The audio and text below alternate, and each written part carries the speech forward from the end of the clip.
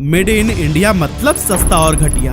ये मैं नहीं कह रहा, बल्कि आजादी के पहले तक हर कोई यही सोच रखता था। लेकिन फिर आए अर्देशीर गोदरेज, एक ऐसे देशभक्त जिन्होंने न सिर्फ इस परसेप्शन को तोड़ा, बल्कि अपनी गोदरेज एम्पायर से भारत को एक नई पहचान दिलाई। सिर्फ 3,000 रुपए का लोन लेकर शुरू की गई इस बिजनेस ने भारत को वो दिया जो शायद किसी ने भी नहीं सोचा था। सबसे मजबूत ताले, ऐसे लॉकर्स जो धमाकों के बाद भी सुरक्षित रहें, देश के पहले चुनाव के लिए 17 लाख बैलेट बॉक्सेस और चंद्रयान 3 का इंजन।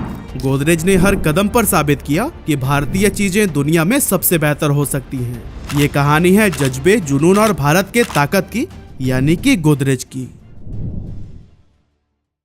तो दोस्तों, इस कहानी की शुरुआत होती है 1868 से, जब मुंबई के मिडिल क्लास पारसी फैमिली में एक बच्चे ने जन्म लिया जिसका नाम रखा गया अर्देशीर गोदरेज। अर्देशीर ने उस टाइम भी एजुकेशन को प्रायोरिटी देते हुए लॉ में ग्रेजुएशन कंप्लीट किया, इसीलिए उन्हें बहुत जल्द ही एक क्लाइंट मिल गए। लेकिन कोर्ट में आर्गुमेंट के दौरान उनके अपने ही क्लाइंट ने उनसे झूठ बोलने के लिए प्रेशर बनाया, जिसके बाद वह समझ गए कि सच्चाई के साथ वो इस कैरियर में आगे नहीं बढ़ सकते हैं। इसीलिए उन्होंने वकालत छोड़ दी और एक फार्मेसी में एज अ असिस्टेंट काम करने लगे। लेकिन इस जॉब में भी उनका कुछ खास मन नहीं लग रहा था। ऐसे में उन्होंने सोचा कि क्यों ना अपना खुद का कोई बिजनेस शुरू किया जाए, लेकिन उसके लिए सबसे पहले जरूरत थी बहुत सारे पैसों की। अब अर्देशीर एक पारसी फैमिली से थे जिनके पिता का रियल एस्टेट बिजनेस था, इसीलिए वो अपनी पिता की मदद से आसानी से अपना बिजनेस शुरू कर सकते थे। लेकिन उन्हें पता था कि अगर वो अपने पिता से पैसे मांगेंगे तो वो लोन नहीं बल्कि गिफ्ट के तौर पर देंगे, जो कि अर्देशीर को मंजूर नहीं था,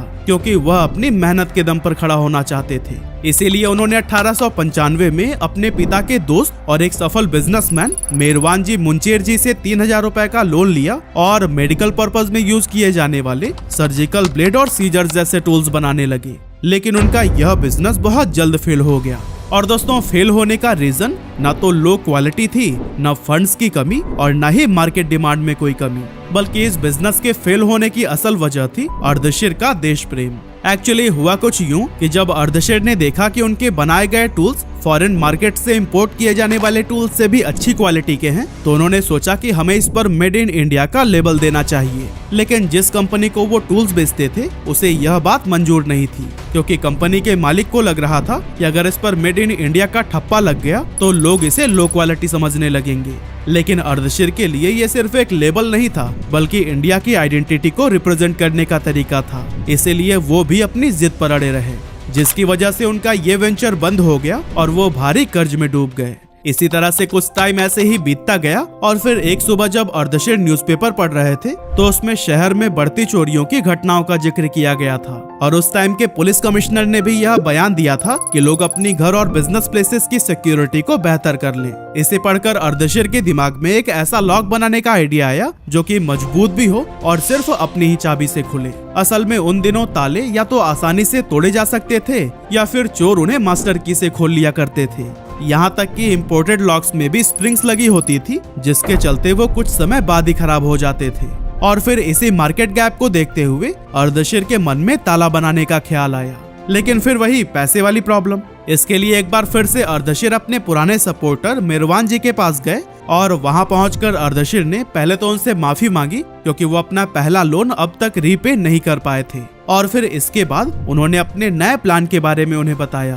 अब मेरवान जी भी इन बढ़ती चोरी और डकैती की खबरों से परेशान थे। ऐसे में उन्हें अर्देशीर का यह आइडिया काफी पसंद आया, इसीलिए वह फिर से उन्हें उधार पैसे देने के लिए तैयार हो गए। इसके बाद अर्देशीर ने एक छोटी सी 20 स्क्वायर मीटर की शेड किराए पर ली और गुजरात और मालाबार से स्किल्ड कारीगरों को लाकर ताले बनाने का काम शुरू कर दिया। इस तरह से 1897 में अर्देशीर ने गोदरेज ब्रांड नेम से अपना पहला ताला मार्केट में उतारा। गोदरेज का हर ताला अपनी एक खास चाबी के साथ आता था, जिसे ना तो किसी मास्टर की से खोलना पॉसिबल था और ना ही ये गोदरेज के किसी दूसरे ताले की चाबी से खुल सकता था। और फिर अपनी हाई क्वालिटी की वजह से गोदरेज के ताले लोगों के बीच में खूब पॉपुलर होने लगे थे। लेकिन दोस्तों, उस टाइम तक गोदरेज सिर्फ ऐसे ताले बना रहा था जो कि भले ही मजबूत और भरोसेमंद थे, लेकिन उनके पास अभी तक अपनी कोई अलग आइडेंटिटी नहीं थी। मतलब कि बाजार में कुछ विदेशी महंगे ब्रांड्स भी ठीक ऐसे ही ताले बना रहे थे और गोदरेज को उनसे अलग दिखने के लिए कुछ खास करना था।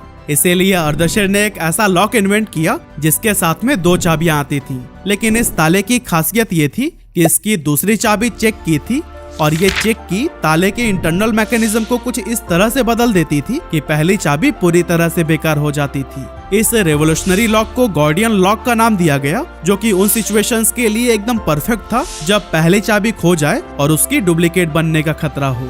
ये लॉक सुरक्षा और भरोसे का एक नया मानक बन गया। अर्देशीर ने अपने इस इन्वेंशन का पेटेंट कराया और फिर एक नए ताले के इन्वेंशन में लग गए।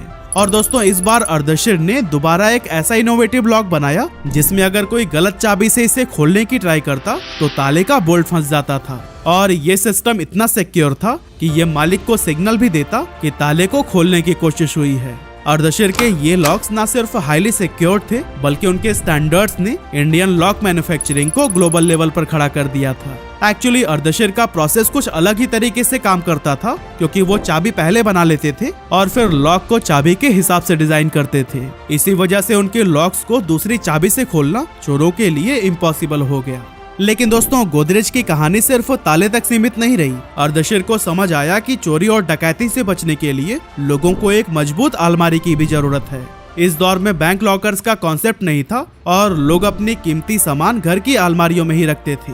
ऐसे में ताले के साथ साथ अलमारी का मजबूत होना भी बहुत जरूरी था। इस नए चैलेंज के लिए अर्देशीर ने कागज पर कई सारे डिजाइन्स बनाए और अपने इंजीनियर और कारीगरों के साथ में अनगिनत मीटिंग्स की। आखिरकार निष्कर्ष यह निकला कि एक मजबूत और सुरक्षित तिजोरी बनाने का सबसे बेहतरीन तरीका यह है कि एक सिंगल सीट स्टील को बिना काटे हुए ही तिजोरी बना दिया जाए। इसी आइडिया पर काम करते हुए साल 1902 में अर्देशीर गोदरेज ने इंडिया का पहला लॉकर मार्केट में उतारा, जिसे कि लोगों ने काफी पसंद किया। लेकिन दोस्तों, गोदरेज के इस लॉकर को असली पहचान तो तब मिली जब 1906 में सैन फ्रांसिस्को में एक भयंकर भूकंप आया, जिसने कि पूरा शहर तबाह कर दिया। इस घटना के बाद साइंटिफिक अमेरिकन नाम की एक मैगजीन में आर्टिकल छपा, जिसमें बताया गया कि ज्यादातर लॉकर फायर प्रूफ नहीं होते हैं। अर्देशीर ने जब ये आर्टिकल पढ़ा तो उनके दिमाग में एक आइडिया आया कि क्यों ना हम प्रूफ कर दें कि हमारे लॉकर्स फायर प्रूफ हैं। इसके लिए उन्होंने एक पब्लिक डेमोन्स्ट्रेशन रखा, जिसमें गोदरेज के लॉकर को आग में डालकर उसकी फायर रेजिस्टेंस और ड्यूरेबिलिटी को सबके सामने दिखाया गया। और फिर जब लोगों ने देखा कि आग में डालने के बाद भी लॉकर के अंदर रखी चीजें बिल्कुल सुरक्षित हैं, तो उनका भरोसा इस कंपनी पर तुरंत बढ़ गया। इसके बाद से 1908 में अर्देशीर गोदरेज ने दुनिया का पहला स्प्रिंगलेस लॉक इन्वेंट किया, साथ ही उसका पेटेंट भी कराया। यहाँ तक कि 1911 में जब किंग जॉर्ज V और क्वीन मैरी पहली बार भारत आए तो अपनी कीमती सामानों को सुरक्षित रखने के लिए उन्होंने भी गोदरेज लॉकर्स को ही चुना। और दोस्तों, ब्रिटिश रॉयल्टी का ये भरोसा गोदरेज लॉकर्स की क्रेडिबिलिटी को चार चांद लगा गया। इसी टाइम अर्देशीर ने अपने लॉकर्स को और बेहतर बनाने और इंटरनेशनल मार्केट में कंपटीशन को समझने के लिए इंग्लैंड, फ्रांस और जर्मनी का स्टडी टूर प्लान किया। लेकिन इस टूर से पहले उन्होंने सोचा कि क्यों ना मेरवान जी से मिलकर उनका लोन चुका दिया जाए। लेकिन जब अर्देशीर उनसे मिलने पहुंचे तो उन्होंने देखा कि वो बेहद बीमार थे। और फिर जब उन्होंने मेरवान जी को उनका पैसा वापस लौटाने की कोशिश की तो उन्होंने यह पैसा वापस लेने से साफ मना कर दिया। मेरवान जी ने कहा कि अर्देशीर बेटा, ये पैसा लौटाना मेरी उस खुशी को छीन लेगा कि आपकी सफलता में मेरा भी छोटा सा योगदान है। लेकिन इस दुनिया को अलविदा करने से पहले मेरवान जी ने अर्देशीर से एक फेवर मांगा कि आप मेरे भतीजे बोयस को अपनी कंपनी में काम दे सकते हैं। अर्देशीर ने बिना कोई सोचे समझे उन्हें जवाब दिया, आपके लिए तो मैं कुछ भी कर सकता हूँ और हो सकता है कि हम उसे अपनी कंपनी में पार्टनर भी बना लें। और दोस्तों, अपनी बात पर कायम रहते हुए अर्देशीर ने बोयस को कंपनी में पार्टनर बना लिया और कंपनी का नाम रखा गया Godrej and Boyce manufacturing company. हालांकि कुछ समय बाद बोयस ने खुद ही गोदरेज से रिजाइन दे दिया, क्योंकि उनका इस बिजनेस में इंटरेस्ट ही नहीं था। लेकिन अर्देशीर ने उनके सम्मान में कंपनी का नाम कभी नहीं बदला और ये अभी भी Godrej and Boyce manufacturing company के नाम से ही जानी जाती थी। इसी दौरान अर्देशीर ने देखा कि दुनिया में जो भी साबुन बनते हैं वो ज्यादातर एनिमल फैट से बनाए जाते थे और ये चीज वेजिटेरियन हिंदूज के लिए काफी परेशानी की बात थी। साथ ही कुछ दूसरी कम्युनिटीज भी इनसे कंफर्टेबल नहीं थी। ऐसे में अर्देशीर को लगा कि इस प्रॉब्लम का सलूशन लाना ही चाहिए। यहीं से अर्देशीर का एक नया मिशन शुरू हुआ और उन्होंने डिसाइड किया कि वो एक ऐसा साबुन बनाएंगे जो पूरी तरह से वेजिटेबल ऑयल से बना हो। ये एक ऐसी टेक्निक थी जो कि उस समय इम्पॉसिबल लगती थी, लेकिन अर्देशीर ने अपने विजन और डेडिकेशन से साल 1919 में दुनिया का पहला प्योर वेजिटेरियन सोप लॉन्च किया, जिसका नाम रखा गया चाबी। इसके बाद गोदरेज ने नंबर 2 नाम से एक और साबुन लॉन्च किया, जिसे कि रविंद्रनाथ टैगोर का भी समर्थन मिला। साथ ही एनी बेसेंट ने भी इन दोनों सोप्स की तारीफ की और इसे अपनाने के लिए लोगों को इंस्पायर किया।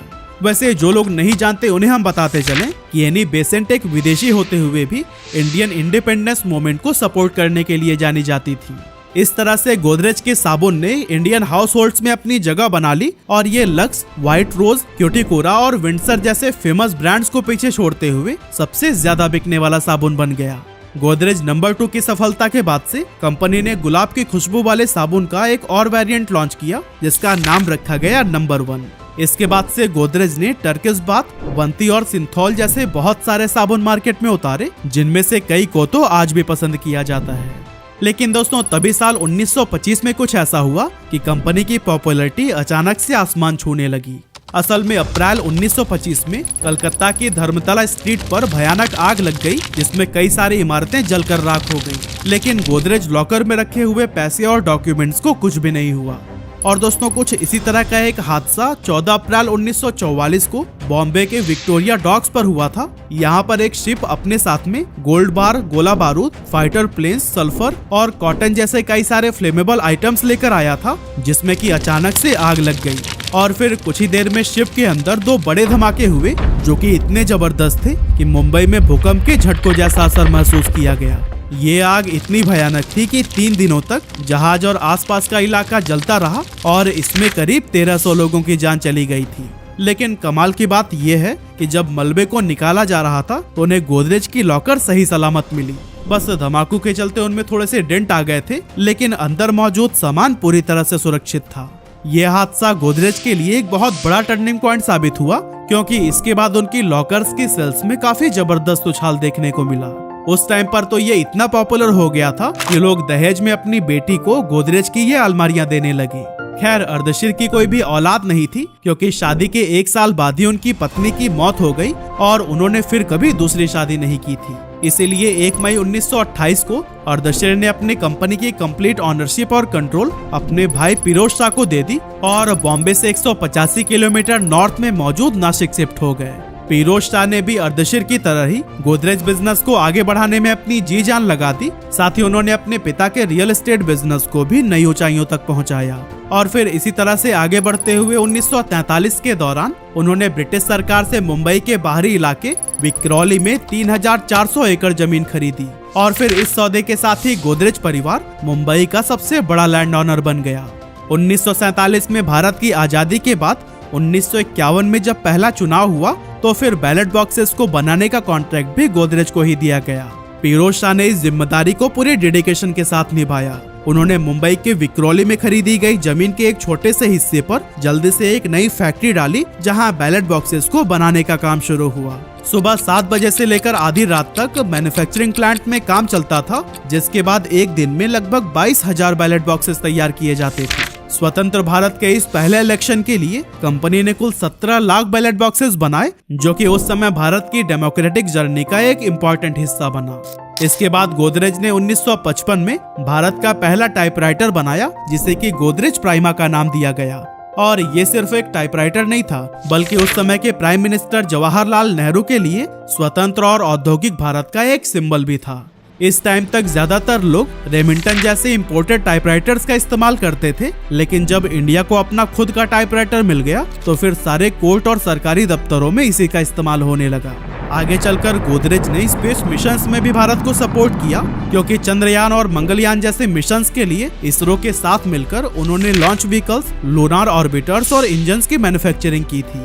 और दोस्तों इस तरह से लॉक बनाने से शुरू हुई गोदरेज एम्पायर ने स्पेस में भी भारत के लिए एक मेजर रोल प्ले किया है। 1972 में फिरोज शाह गोदरेज के निधन के बाद कारोबार की जिम्मेदारियां उनके 4 बेटों सोहराब, दोसा, बुरजोर और नेवल गोदरेज पर आ गई। यहाँ पर सोहराब ने इंटरनेशनल एक्सपेंशन पर फोकस किया, दोसा ने रियल एस्टेट और इन्वेस्टमेंट को संभाला, बुरजोर ने कस्टमर गुड्स और केमिकल्स को लीड किया और बचे नेवल तो उन्होंने इंजीनियरिंग और मैन्युफैक्चरिंग के फील्ड में गोदरेज को आगे बढ़ाया। अब दोस्तों अगर आज की बात करें तो बुरजोर के 2 बेटे आदि और नादिर गोदरेज, तो वहीं नवल के बच्चे जमशेद और स्मिता गोदरेज फैमिली बिजनेस को नई ऊंचाइयों तक पहुंचाने में लगे हुए हैं।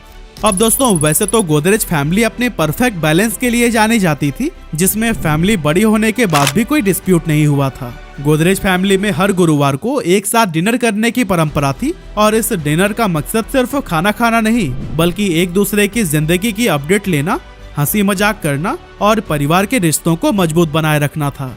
लेकिन दोस्तों इस फैमिली के परफेक्ट बैलेंस के पीछे एक गहरी दरार धीरे धीरे उभरने लगी और इस कॉन्फ्लिक्ट का कारण बनी विक्रोली की 3400 एकड़ जमीन। आदि और नादिर जो कि बुरजोर गोदरेज के बेटे थे, वो इस जमीन को कॉमर्शियल पर्पस के लिए डेवलप करना चाहते थे, जबकि जमशेद और स्मिता यानी कि नवल के बच्चे इस जमीन के एनवायरनमेंट को बचाना चाहते थे। अलग अलग सोच के चलते मतभेद बढ़ते गए और फिर आखिरकार फैमिली के बिजनेस को 2 हिस्सों में बांटने का फैसला लिया गया। जमशेद और स्मिता को गोदरेज एंड बोयस मिला, तो वहीं आदि और नादिर ने गोदरेज इंडस्ट्रीज और गोदरेज प्रॉपर्टीज को संभाला। आज गोदरेज ग्रुप भारत के सबसे अमीर और सफल बिजनेस हाउसेज में से एक है। गोदरेज की कहानी सिर्फ बिजनेस की नहीं, बल्कि वैल्यूज, इनोवेशंस और एक आत्मनिर्भर भारत के सपने की है। ये कहानी हमें याद दिलाती है कि असली सक्सेस सिर्फ मुनाफे से नहीं, बल्कि लोगों के दिलों में अपनी जगह बनाने से मिलती है।